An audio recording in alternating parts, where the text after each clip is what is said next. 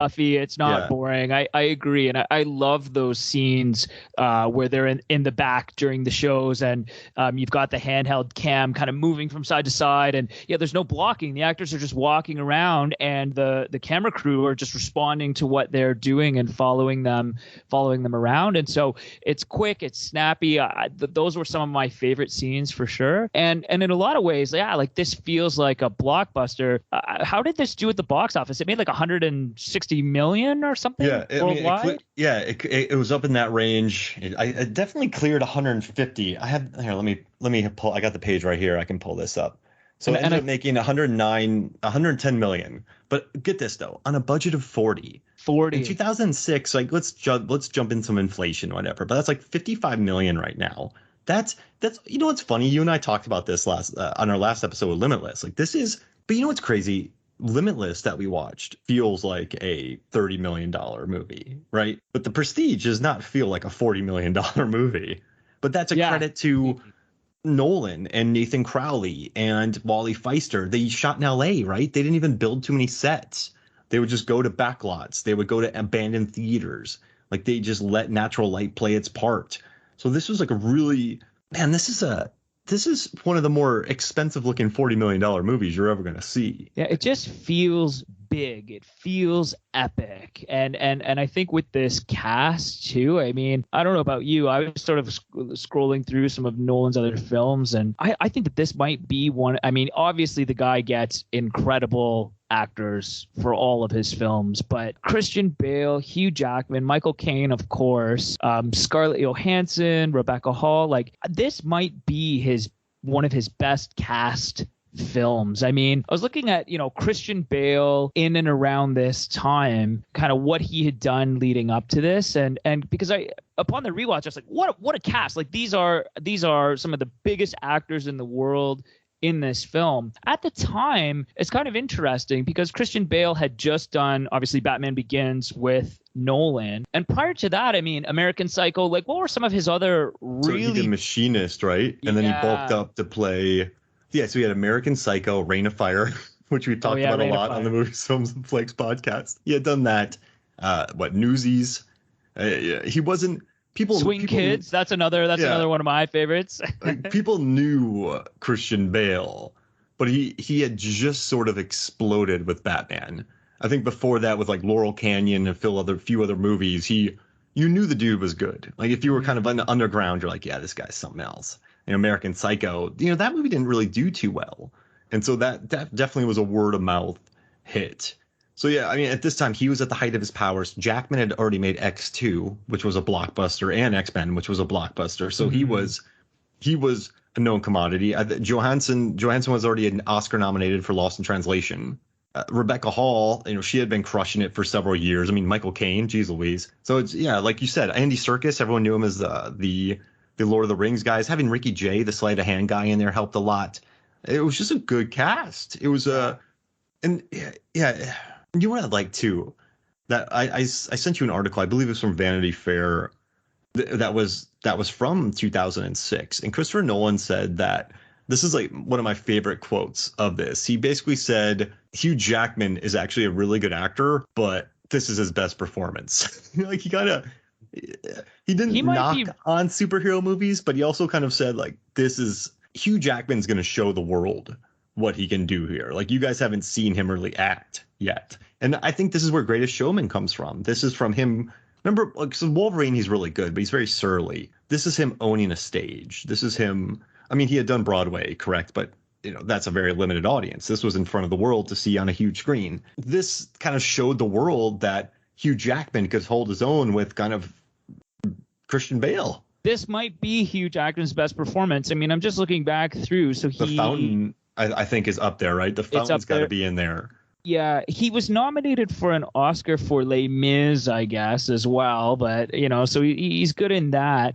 I would say probably, in all honesty, and so for all that it is superhero, his performance in Logan, I just loved that movie so much, and just felt that film like resolved that character story so well, and it was just such a great ending to an epic journey for an amazing character. But this is right up there among his best performances for sure. Yeah, I mean, listen, I mean, he's funny in Eddie of the Eagle, but I guess if it was, all right, so Prisoners, he's really good. I guess if I had to put together a really quick top five for Hugh Jackman, I would say Fountain, not in no order. Fountain, Prestige, not Swordfish. Fountain, he got nominated for a Golden Globe for Kate and Leopold. I just know that off the top of my head. You know, Kate and Leopold kind of foretold his hit, like his future in time traveling movies, because he's in The Fountain. He's in what Days of Future Past. I just Oh, wanted to I bring love that in Days of there. Future Past too. Yeah, So, that movie's a lot of fun. but all right, so I'm gonna say Logan, Prestige, The Fountain, I guess Les Mis, and Prisoners. I'll give him that. Yeah, yeah, Greatest yeah. I Showman, mean, he. whatever. I don't think I've seen Greatest Showman. He's a great actor though. He's a superstar actor. I think I fell asleep during that movie Australia, but that one was a little rough. I think Nolan knew what to do with him because I watched a movie this year called Reminiscence, and they had him playing a hard-boiled noir detective in a swamped Miami, and just hearing him try to come across like a Sam Spade, like a Bogart, I just never bought it for an instant. I really didn't. So in this one, having him be this sort of slightly desperate, trying really hard, he's clearly a good magician and he's got money, but he's not Christian Bale in this. But it's just, I think Nolan knew exactly what to do with him in this role. And I think that's why it's one of my favorites. And because this isn't Hugh Jackman, he's clearly acting, but this isn't him playing a role as like an aggrieved parent in Prisoners. This is him embracing his, theatrical roots and thriving. I mean, it's probably one of his more natural roles. And I love that contrast. I love that contrast between the two characters that, they say a few times that Christian Bale's character Borden, like he's actually the better magician from a purely technical, standpoint. But Hugh Jackman, Angier, is the better showman. He's the better performer. And what's interesting is when I was reading about the casting of this movie, so for all that Bale and Kane had already worked with Christopher Nolan on Batman Begins, Hugh Jackman was actually the first role that was cast in this film. And I guess at that meeting, Nolan sort of said to him, which of the two characters do you think you would want to play? And originally Jackman had been thinking that he wanted to play Borden, but I guess either Nolan talked him into playing Angier or whatever, and it ended up working out really, really well because Christian Bale then sort of said afterwards he's not sure he would have been able to play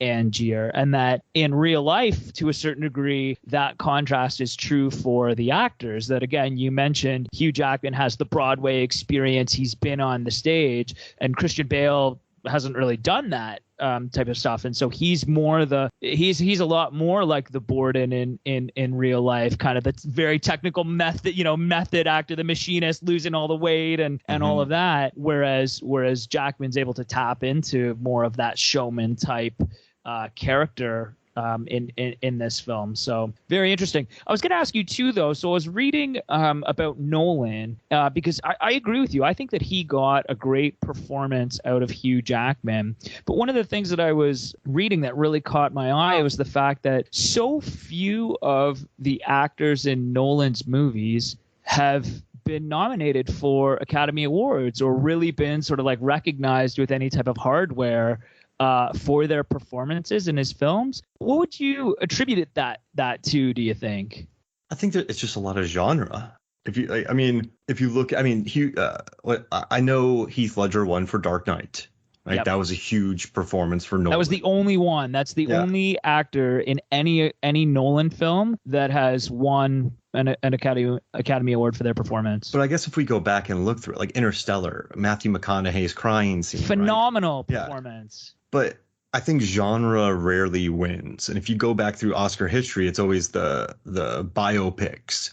It's the dramatic roles. Very rarely comedy wins. I mean, if comedy won, Bill Murray, I think, should have won for Groundhog Day and Kingpin. Absolutely. So I think with the Dark Knight trilogy, with Dunkirk wasn't about the acting, right? Tenet, but also too, if you think about it, right? And this is a problem with, I was reading about this with Spielberg. Spielberg has had a lot of actors nominated, but very few have won.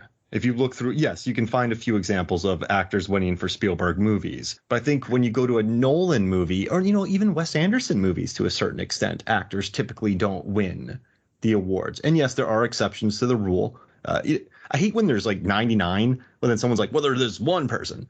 Yeah. Like, no, like that's one. That's one. That's not the 8,000. But I think that's a great question, because when there's a Wes Anderson movie that's reliant upon style, production design, and Wes Anderson's strict direction, when there is a Nolan film like Tenet, which I love, but it's more about the visuals, the production design, the style, the mystery. Dunkirk is more about the war, the ticking clock, the constant movement. Dark Knight, I think Christian Bale, Batman's never going to win an Oscar, right? Batman's never going to, but the Joker can, because right. Two Jokers have won already. Yeah. So I think that, and also Jack Nicholson was attracted to play Joker, Oscar winner. Jared Leto, Oscar winner, was approached to play Joker. So there must be something about that role. But I think it's just a Nolan picture. And when you look at Spielberg movies, Hanks didn't win for Saving Private Ryan.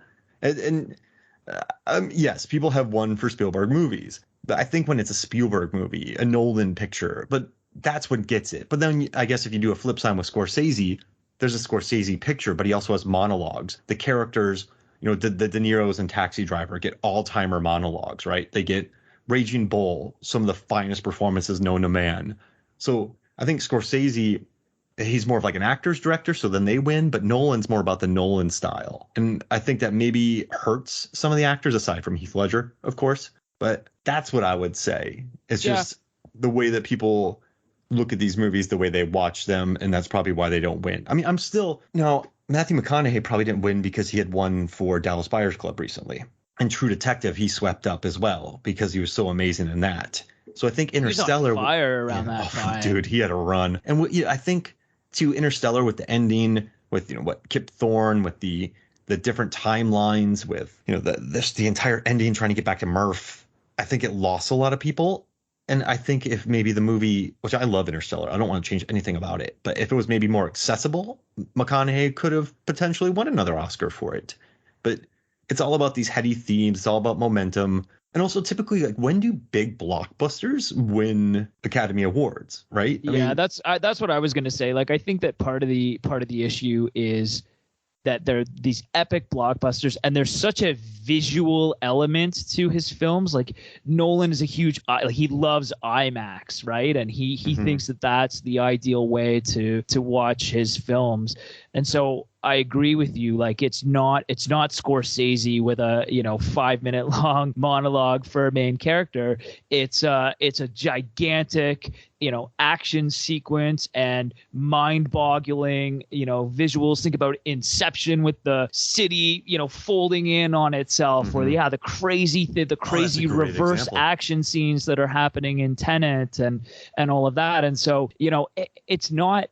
What's amazing is that, and this is why, I love Christopher Nolan. He's easily my favorite filmmaker, and I think, maybe the best filmmaker that we've had the last 20 years. And what's amazing is that he combines those incredible visuals and the amazing sound and everything, but at the same time does pull these great performances out of these great actors that he's able to cast. And so it's the combination of those things that make his films so enjoyable. But I agree with you. It's maybe not traditionally what, say the Academy has rewarded from an acting perspective, because he's done really well. Like, they've done well. Like, I feel like Wally Pfister has won Academy Awards, cinematography, visual effects. Like, a lot of his films have done well in those categories, I think, right? Yeah, Nathan Crowley, he was up for BAFTA's Academy Awards for Dunkirk. Just hearing about the stories that they create.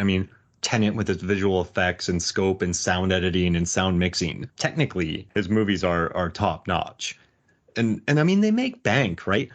Tenet, let me look this up real quick. Tenet in 2020 was released kind of in peak pandemic time in 2020. And Tenet still pulled in $363 million worldwide in peak pandemic time. So people do go to everyone said it tanked, but no one, what kind of makes me mad? In 2021, low box office is the norm, unless you're Fast and Furious. Right. Or a couple movies that are released in China that are just massive blockbusters, because that's such a huge market. And there's movies that are just making bank. But I wish somebody would